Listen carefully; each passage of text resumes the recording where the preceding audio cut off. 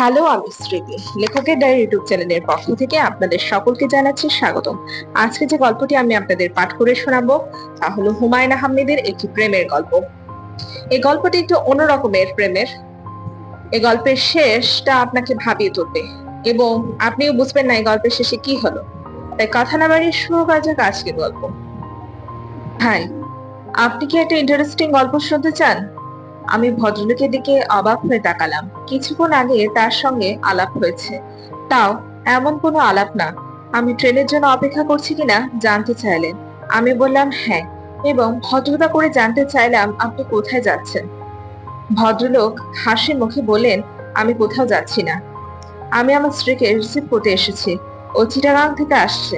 Train 2 ঘন্টা late. ফিরে যেতে ইচ্ছা করছে না। বাড়ি যাব, আবার আসবো, ভাবলাম অপেক্ষা করি। তার সঙ্গে এইটুকু আমার আলাপ। এই আলাপের সূত্র ধরে কেউ যখন বলে, হাই, আপনি কি একটা ইন্টারেস্টিং গল্প শুনতে চান, তখন খানিকটা হলেও বিস্মিত হতে হয়। অপরিচিত লোকের কাছ থেকে গল্প শোনার আগ্রহ আমার কম। তাছাড়া আমি আমার দীর্ঘদিনের অভিজ্ঞতায় লক্ষ্য করেছি, ইন্টারেস্টিং গল্প বলে যে গল্প শুরু হয় সে গল্প কখনো ইন্টারেস্টিং হয় না। আমি কিছু না বলে চুপ করে রইলাম। ভদ্রলোক বুদ্ধিমান হলে আমার চুপ করে থাকার অর্থ বুঝতে পারতেন। বুদ্ধিমান না হলে এই গল্প আমায় শুনতেই হবে। দেখা গেল ভদ্রলোক মোটেই বুদ্ধিমান নন। পকেট থেকে পানের কৌটা বের করে পান সাজাতে সাজাতে গল্প শুরু করলেন। আপনি নিশ্চয়ই খুব বিরক্ত হয়ে আমার কথা শুনছেন। নিতান্তই অপরিচিত একজন মানুষ হড়বড় করে গল্প বলা শুরু করেছে। বিরক্ত হবারই কথা। কিন্তু সমস্যাটা কি জানেন? আজ আমার একটা বিশেষ দিন। এই বিশেষ দিনে আমার মজার গল্পটা কাউকে না কাউকে বলতে ইচ্ছা করে। যদি অনুমতি দেন গল্পটা বলি। বলুন। আপনি কি পান খান? জি না। একটা খেয়ে দেখুন, মিষ্টি পান, খারাপ লাগবে না। আপনি কি বিশেষ দিনে গল্পের সঙ্গে সঙ্গে সবাইকে পানও খাওয়ান? ভদ্রলোক হেসে ফেললেন। আন্তরিক ভঙ্গিতেই হাসলেন। ভদ্রলোকের বয়স 40-এর মতো হবে। অত্যন্ত সুপুরুষ। ধবধবে সাদা পায়জামা পাঞ্জাবিতে তাকে চমৎকার মানিয়েছে। মনে হচ্ছে তিনি স্ত্রীর জন্য খুব সেজে গুজেই এসেছেন। প্রায় 20 বছর আগের কথা। আমি তখন ঢাকা বিশ্ববিদ্যালয়ে অনার্স করছি পদার্থবিদ্যায়। এখানে অন্ধকার বলে আপনি হয়তো আমাকে পরিষ্কার দেখতে পাচ্ছেন না। আলো থাকলে বুঝতেন আমি বেশ সুপুরুষ। 20 বছর আগে দেখতে রাজপুত্রের মতো ছিলাম। ছাত্র মহলে আমার একটা নাম ছিল দ্য প্রিন্স। মজার ব্যাপার হচ্ছে মেয়ে মহলে আমার কোনো পাত্তা ছিল না। আপনি ব্যাপারটা লক্ষ্য করেছেন কিনা জানি না, পুরুষদের রূপের প্রতি মেয়েরা কখনো আকৃষ্ট হয় না। পুরুষদের সবকিছুই তাদের চোখে পড়ে, রূপ চোখে পড়ে না। বিশ্ববিদ্যালয় জীবনে কোনো মেয়ে আমার সাথে ভাব করার জন্য কিংবা কথা বলার জন্য এগিয়ে আসেনি। আমিও নিজে থেকে এগিয়ে যাইনি, কারণ আমার তোতলামি আছে, কথা আটকে যায়। আমি ভদ্রলোককে থামিয়ে দিয়ে বললাম, আমি তো কোনো তোতলামি দেখছি না। আপনি চমৎকার কথা বলে যাচ্ছেন। বিয়ের পর আমার তোতলামি সেরে যায়। বিয়ের আগে প্রচন্ড রকম ছিল। অনেক চিকিৎসাও করেছি। মার্বেল মুখে নিয়ে কথা বলা থেকে শুরু করে হোমিওপ্যাথি ওষুধ, পীর সাহেবের তাবিজ কিছুই বাদ দেই নাই। যাই হোক, গল্পে ফিরে যায়। আমার সাবসিডিয়ারি ছিল ম্যাথ এবং কেমিস্ট্রি। কেমিস্ট্রি সাবসিডিয়ারিতে একটা মেয়েকে দেখে আমার দম বন্ধ হয়ে যাবার মতো অবস্থা হলো। কি মিষ্টি চেহারা, দীর্ঘ পল্লব, ছায়াময় চোখ। সেই চোখ সবসময় হাসছে। ভাই, আপনি কি কখনো প্রেমে পড়েছেন? জি না।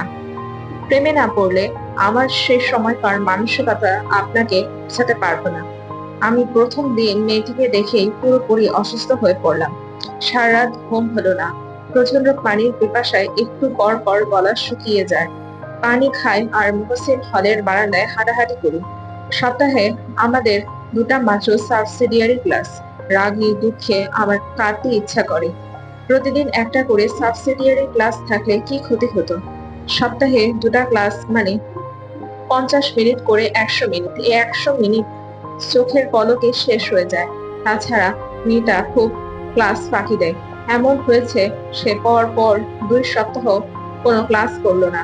তখন আমার ইচ্ছা করে লাফ দিয়ে মহসিন হলের ছাদ থেকে নিচে পড়ে সমস্ত জ্বালা যন্ত্রণার অবসান ঘটায়। সে কি ভয়াবহ কষ্ট আপনি বুঝবেন না, কারণ আপনি কখনো প্রেমে পড়েননি। মেয়েটার নাম তো বললেন না? তার নাম কি? তার নাম রূপা। সে সময় আমি অবশ্যই তার নাম জানতাম না। নাম কেন কিছুই জানতাম না। কোন ডিপার্টমেন্টের ছাত্রী তাও জানতাম না। শুধু জানতাম তার সাবসিডিয়ারিতে ম্যাথ আছে এবং সে কালো রঙের একটা মরিস মাইনর গাড়িতে করে আসে। গাড়ির নম্বর ৮৭৮১। আপনি তার সম্পর্কে কোনো রকম খোঁজ নেননি? না, খোঁজ নেইনি। কারণ আমার সব সময় ভয় হতো খোঁজ নিতে গেলে জানবো মেয়েটির হয়তোবা কারোর সঙ্গে ভাব আছে। একদিনের একটা ঘটনা বলে আপনি বুঝতে পারবেন। সাবসিডিয়ারি ক্লাস শেষে হঠাৎ লক্ষ্য করলাম মেয়েটা হেসে হেসে একটা ছেলের সঙ্গে গল্প করছে। আমার সমস্ত শরীর কাঁপতে লাগলো। মনে হলো আমি অজ্ঞান হয়ে পড়ে যাব। ক্লাস বাদ দিয়ে হলে এলাম এবং কিছুক্ষণের মধ্যেই সমস্ত শরীর কাঁপিয়ে আমার জ্বর এসে গেল। আশ্চর্য তো, আশ্চর্য তো বটে। পুরো ২ বছর আমার এইভাবেই কাটলো। পড়াশোনা মাথায় উঠলো। তারপর একদিন অসীম সাহসের কাজ করে ফেললাম। মরিস মাইনর গাড়ির ড্রাইভারের কাছ থেকে বাড়ির ঠিকানা জেনে নিলাম। তারপর মেয়েটিকে সম্বোধনহীন একটা চিঠি লিখলাম। কি লিখলাম এখন আর মনে নেই। তবে চিঠির বিষয়বস্তু হচ্ছে আমি তাকে বিয়ে করতে চাই। তাকে রাজি হতেই হবে। রাজি না হওয়া পর্যন্ত আমি তাদের বাড়ির সামনে না খেয়ে পড়ে থাকবো। যাকে পত্রিকার ভাষায় বলে আমরণ অনশন। গল্পটা কি আপনার কাছে ইন্টারেস্টিং মনে হচ্ছে? হ্যাঁ হচ্ছে। তারপর কি হলো বলুন? চিঠিটাকে পাঠিয়ে দিলেন? না, নিজের হাতে করে নিয়ে গেলাম। ওদের বাড়ির দারোয়ানের কাছে দিয়ে বললাম, এ বাড়ির একজন আপা আছেন না, ইউনিভার্সিটিতে পড়েন, তার হাতে দিয়ে এসো।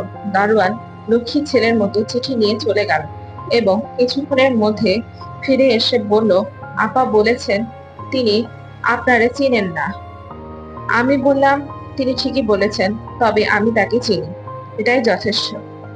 এই বলে আমি গেটের বাইরে খুঁটি গেড়ে দাঁড়িয়ে গেলাম। বুঝতেই পারছেন নিতান্তই পাগলের কাণ্ড। সেই সময়ে মাথা আসলে বেঠিক ছিল, লজিক নষ্ট হয়ে গিয়েছিল। যাই হোক, সকাল ৯টা থেকে বিকাল ৪টা পর্যন্ত কোনো রকম ঘটনা ছাড়াই গেটের সামনে দাঁড়িয়ে রইলাম। লক্ষ্য করলাম দোতলার জানলা থেকে মাঝে মাঝে কিছু কৌতূহলী চোখ আমাকে দেখছে।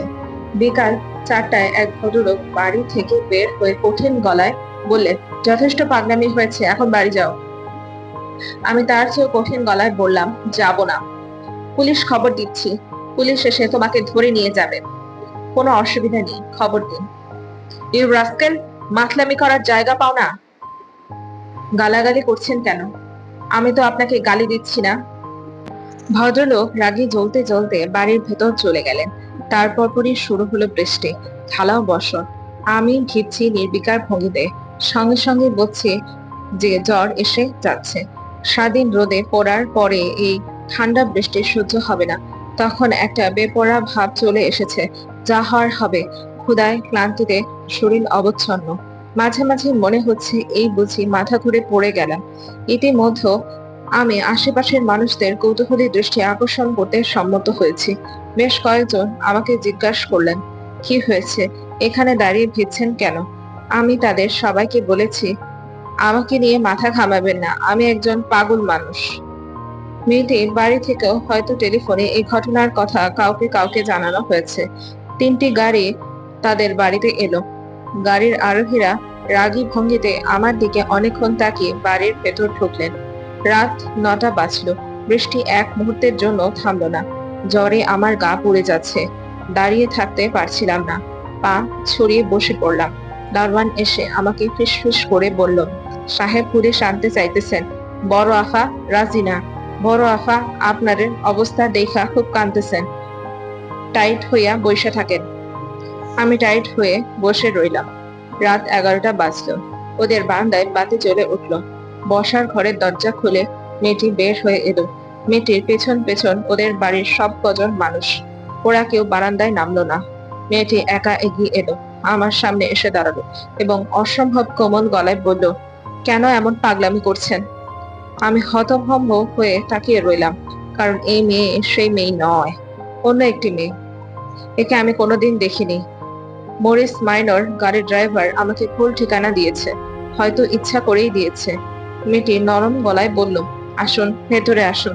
টেবিলে খাবার দেওয়া হয়েছে, আসুন তো। আমি উঠে দাঁড়ালাম, বলতে চেষ্টা করলাম, কিছু মনে করবেন না, আমার ভুল হয়ে গেছে। আপনি সেই মেয়ে নন, আপনি অন্য একজন। মেয়েটির মমতায় ডোবানো চোখের দিকে তাকিয়ে এই কথা বলা সম্ভব হলো না। এত মায়ালি কোনো নারী আমার দিকে তাকায়নি। জ্বরের ঘুরে ঠিক মতো পা ফেলতে পারছিলাম না। মেয়েটি বলল, আপনার বোধহয় শরীর খারাপ, আপনি আমার হাত ধরে হাঁটুন, কোনো অসুবিধা নেই। বাসার সবাই বারান্দায় দাঁড়িয়ে কঠিন চোখে আমাদের দিকে তাকিয়ে আছে। তাদের সবার কঠিন দৃষ্টি উপেক্ষা করে মেয়েটি হাত বাড়িয়ে দিল। যে গভীর ভালোবাসায় হাত বাড়ালো, সে গভীর ভালোবাসা উপেক্ষা করার ক্ষমতা ঈশ্বর মানুষকে দেননি। আমি তার হাত ধরলাম। এই 20 বছর ধরেই আছে। মাঝে মাঝে এক ধরনের অস্থিরতা বোধ করি। ভ্রান্তির এই গল্প আমার স্ত্রীকে বলতে ইচ্ছা করে, বলতে পারি না। তখন আপনার মতো অপরিচিত কাউকে খুঁজে বের করি, গল্প বলি, কারণ আমি জানি এই গল্প কোনোদিন আমার স্ত্রীর কানে পৌঁছাবে না। আচ্ছা ভাই, উঠি, আমার ট্রেন এসে গেল। ভদ্রলোক উঠে দাঁড়ালেন। দূরে ট্রেনের আলো আলো দেখা যাচ্ছে। রেল লাইনের ঘর ঘর শব্দ উঠেছে। ট্রেন সত্যি সত্যি এসে গেল। আর এখানেই শেষ হয় হুমায়ুন আহমেদের এই অসাধারণ প্রেমের গল্পটি। আশা করছি এই গল্পটি আপনাদের ভালো লেগেছে। আর যদি ভালো লেগে থাকে, অবশ্যই আমার এই চ্যানেলটি লাইক, কমেন্ট, সাবস্ক্রাইব এবং শেয়ার করতে ভুলবেন না। আজ এখানে বিদায় নিচ্ছি। আবারও আমি হাজির হব নতুন কোনো গল্প নিয়ে আপনাদেরই মাঝে। আমি স্মৃতি। বিদায়।